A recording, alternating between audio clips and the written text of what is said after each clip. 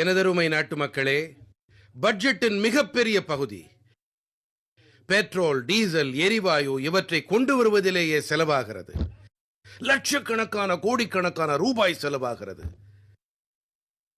நாம் எரிசக்தி விஷயத்தில் சாராமல் இருந்தால் அந்த பணம் என்னுடைய நாட்டின் இளைஞர்களின் வருங்காலத்திற்கு உதவியாக இருக்கும். அந்த பணம் என்னுடைய தேசத்தின் ஏழ்மைக்கு எதிரான போராட்டத்தில் உதவியாக இருக்கும். அந்த பணம் என்னுடைய தேசத்தின் விவசாயிகள் நலனிலே உதவியாக இருக்கும். அந்த பணம் என் நாட்டின் கிராமங்களின் நிலையை மேம்படுத்த உதவியாக இருக்கும். ஆனால் நாம் அயல் நாடுகளுக்கு தாரை வார்க்க வேண்டி இருக்கிறது. இப்போது நாம் தற்சார்பினை அடையும் திசையிலே செயல்பட்டு வருகிறோம். தேசத்தை வளர்ச்சியடைய செய்ய நாம் இப்போது கடலை கடையவும் தயாராகி இருக்கிறோம். நாம் சமுத்திரத்தை கடைவதை முன்னெடுத்து செல்லும் வகையிலே சமுத்திரத்தின் ஆழங்களில் இருக்கும் எண்ணெய் சுரங்கம், எரிவாயு சுரங்கம் இவற்றை தேடும் திசையிலே இலக்கு வைத்து பணியாற்ற விரும்புகிறோம். அந்த வகையிலே பாரதம் தேசிய ஆழ்கடல் ஆய்வுக் கொள்கையை தொடங்க இருக்கிறது. எண்ணெய் எரிசக்தியில் யாரையும் சாராமல் இருக்க இது நம்முடைய மகத்துவமான அறிவிப்பாகும். எனதருமை நாட்டு மக்களே, இன்று உலகம் முழுவதும் முக்கியமான கனிமங்கள் தொடர்பான மிகவும் விழிப்போடு இருக்கின்றது. அவற்றின் வல்லமையை எல்லோரும் நன்றாக புரிந்து கொண்டு விட்டார்கள். நேற்று வரை அதிக கவனம் செலுத்தாதவை மீது அவை இன்று மையகளத்திற்கு வந்துவிட்டன. நமக்குமே கூட முக்கியமான கனிம வளங்கள் விஷயத்திலே தற்சார்பு தன்மை மிகவும் முக்கியமானது.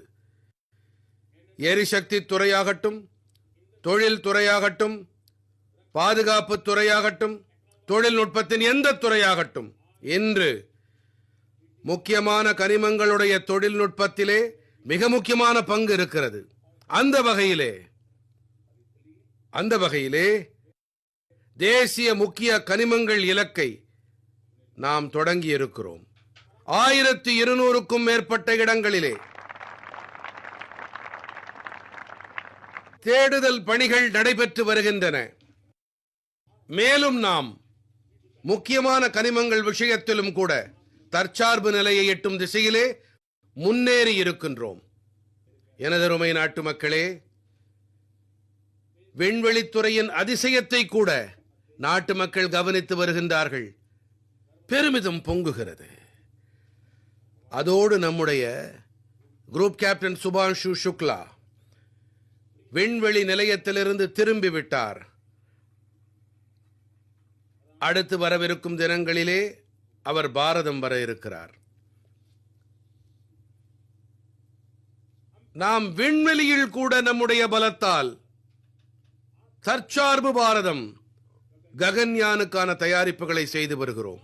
நாம் நம்முடைய பலத்தின் துணையோடு நமக்கே உரிதான விண்வெளி நிலையம் அமைக்கும் துறையிலே பணியாற்றிக் கொண்டிருக்கிறோம். இப்போது கடந்த நாட்களிலே இந்த துறையில் செய்யப்பட்ட சீர்திருத்தங்கள் இவை எனக்கு மிகவும் பெருமிதம் அளிக்கின்றன. என்னுடைய தேசத்தின் 300க்கும் மேற்பட்ட ஸ்டார்ட் அப்புகள் இப்போது வெறும் விண்வெளி துறையில் மட்டும் பணியாற்றுகின்றன. மேலும் 300 ஸ்டார்ட் அப்புகளின் ஆயிரக்கணக்கான இளைஞர்கள் முழு வல்லமையோடு ஈடுபட்டு வருகின்றார்கள். இதுதான் என் நாட்டு இளைஞர்களின் வல்லமை. மேலும் இதுதான் நம்முடைய தேசத்தின் இளைஞர்களிடம் நாம் வைத்திருக்கும் நம்பிக்கை. எனதருமை நாட்டு மக்களே,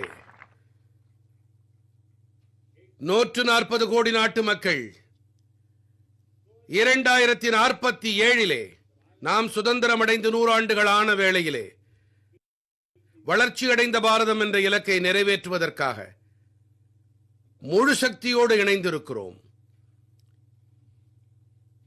இந்த மன உறுதியை நிறைவேற்ற பாரதம் இன்று அனைத்து துறைகளிலும் நவீன சூழல் அமைப்பை உருவாக்கி வருகின்றது.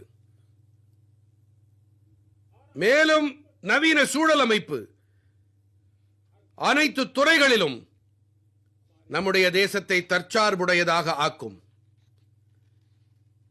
இன்று என்னுடைய செங்கோட்டையின் மேடையிலிருந்து என் தேசத்தின் இளம் விஞ்ஞானிகளுக்கு, திறமை மிக்க என் இளைஞர்கள், என் பொறியாளர்களுக்கு மற்றும் தொழில் வல்லுநர்களுக்கு, மேலும் அரசின் அனைத்து துறைகளுக்கும் கூட நான் விடுக்கும் அறைகூவல், ஏன் நமக்கே உரித்தான மேட் இன் இந்தியா போர் விமானங்களுக்கான ஜெட் என்ஜின் நமக்கு இருக்க வேண்டுமா, இருக்கக்கூடாதா?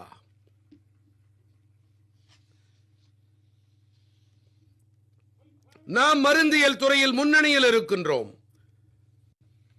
தடுப்பூசிகளில் புதிய புதிய பதிவுகளை ஏற்படுத்துகிறோம். இது காலத்தின் தேவை இல்லையா? நாம் ஆராய்ச்சி மற்றும் மேம்பாட்டில் அதிக கவனம் செலுத்தவில்லையா?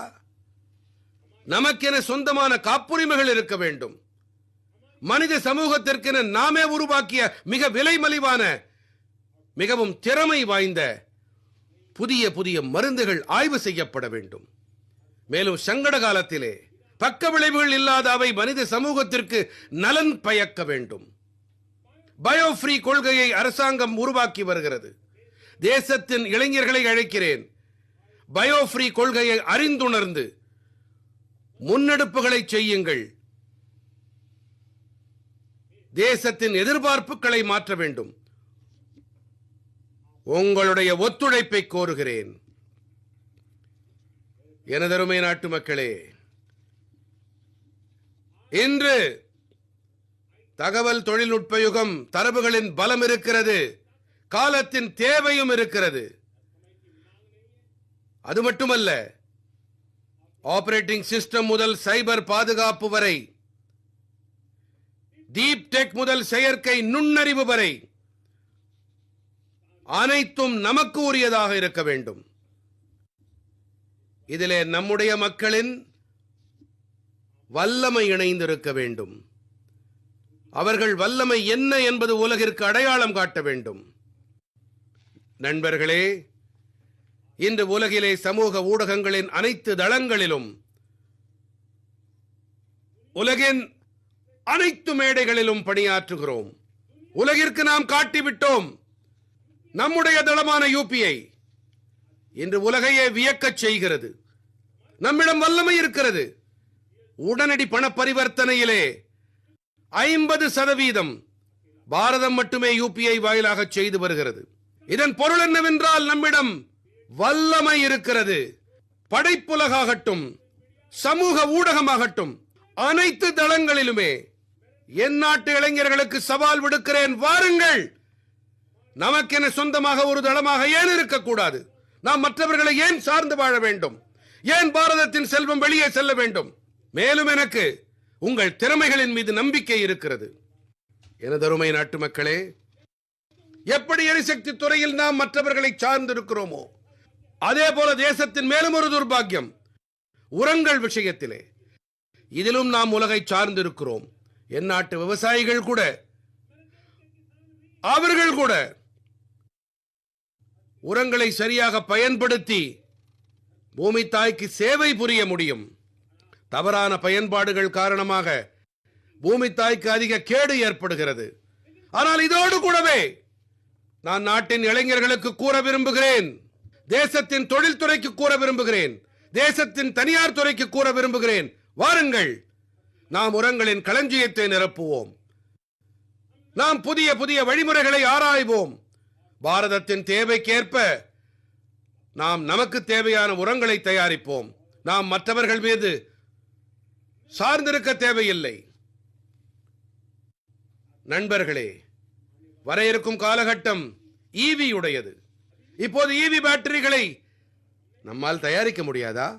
நாம் சார்ந்திருக்க போகிறோமா? சூரிய தகடுகளாகட்டும், மின் வாகனங்களுக்கு தேவையான பாகங்களாகட்டும், அனைத்தும் நம்முடையவையாக இருக்க வேண்டும். நண்பர்களே, நான் ஏன் இதை வெளிப்படையாக கூறுகிறேன் என்றால், ஏனென்றால் நாட்டின் இளைஞர்களின் அவர்களின் மீது நம்பிக்கை இருக்கிறது. அது மட்டுமல்ல, நம் நாட்டு இளைஞர்கள் என்பதால் மட்டும் நம்பிக்கை இல்லை. கோவிட் காலத்திலே நாம் பல விஷயங்களை சார்ந்திருந்தோம். அப்போது நாட்டின் இளைஞர்களிடம் கூறப்பட்டது, நமக்கென தடுப்பூசி வேண்டும் என்றும் தேசம் இதை சாதித்து காட்டியது. கோவினுக்கான சொந்தமாக ஒரு தளம் வேண்டும், இதை தேசம் சாதித்து காட்டியது. கோடிக்கணக்கான மக்களின் உயிர்களை காக்கும் பணிகளை நாம் செய்திருக்கிறோம். அதே உணர்வுதான், அதே தாகம்தான் வாழ்க்கையின் அனைத்து துறைகளிலும் தற்சார்புடையவர்களாக ஆக நமக்கு முக்கியமான தேவை. நம்மிடம் இருக்கும் சிறப்பானவற்றை நாம் அளித்தே ஆக வேண்டும். நண்பர்களே, கடந்த 11 ஆண்டுகளாக தொழில் முனைவு காரணமாக, அந்த இயல்பு காரணமாக நமக்கு மிகப்பெரிய பலம் கிடைத்தது. இன்று லட்சக்கணக்கான ஸ்டார்ட் அப்புகள் 2ஆம் நிலை 3ஆம் நிலை நகரங்களிலும் கூட தேசத்தின் பொருளாதார சக்திக்கு, தேசத்தின் புதுமையை படைக்கும் திறனுக்கு சக்தி அளித்து வருகின்றன. அந்த வகையிலே முத்ரா திட்டத்தால் நம்முடைய தேசத்தின் கோடிக்கணக்கான இளைஞர்கள், அதிலும் குறிப்பாக நமது பெண்கள், கோடிக்கணக்கான முத்ரா கடன்களை பெற்றுக்கொண்டு சொந்த தொழில்களை நடத்தி வருகின்றார்கள். அவர்கள் தங்கள் சொந்த கால்களில் நிற்க தொடங்கி இருக்கிறார்கள். அதோடு மற்றவர்களையும் அவரவர் கால்களில் நிற்க ஊக்கப்படுத்துகின்றார்கள். இதுவும் கூட ஒரு வகையிலே நபர்களை தற்சார்பு உடையவர்களாக ஆக்குவதுதான். எனது நண்பர்களே, நிதிசார் சுய உதவி குழுக்கள் யாரும் கவனிக்கவில்லை. கடந்த 10 ஆண்டுகளிலே பெண்கள் சுய உதவி குழுக்கள் அற்புதத்தை நிகழ்த்தி இருக்கிறார்கள். இன்று இவர்களுடைய பொருட்கள் உலக சந்தைகளுக்கு சென்று கொண்டிருக்கின்றன. லட்சக்கணக்கான கோடிக்கணக்கான ரூபாய் வியாபாரத்தை நம்முடைய பெண் சுய உதவி குழுக்கள் செய்கின்றன. நான் ஒருமுறை மனதின் குரலிலே பொம்மைகள் பற்றி கூறியிருந்தேன். நாம் கோடிக்கணக்கான ரூபாய் பெருமானம் உள்ள பொம்மைகளை அயல் நாடுகளிலிருந்து வாங்குவோம். நான் சாதாரணமாக நாட்டின் இளைஞர்களிடம் கூறி வைத்தேன், நான் இப்படி செய்யலாமா என்று கேட்டேன். இப்படி செய்யலாமா, பொம்மைகளை வாங்கலாமா என்று கேட்டேன். இன்று நான் பெருமையாக கூறிக்கொள்ளுகிறேன், என்னுடைய தேசம் பொம்மைகளை ஏற்றுமதி செய்ய தொடங்கிவிட்டது. அதாவது தேசத்தின் திறமைகளுக்கு அனைத்து விதமான சந்தர்ப்பங்களுக்கு தடைகளிலிருந்து விடுதலை கிடைக்க வேண்டும். அதிகம் சாதிக்க அவர்களை ஊக்கப்படுத்த வேண்டும்.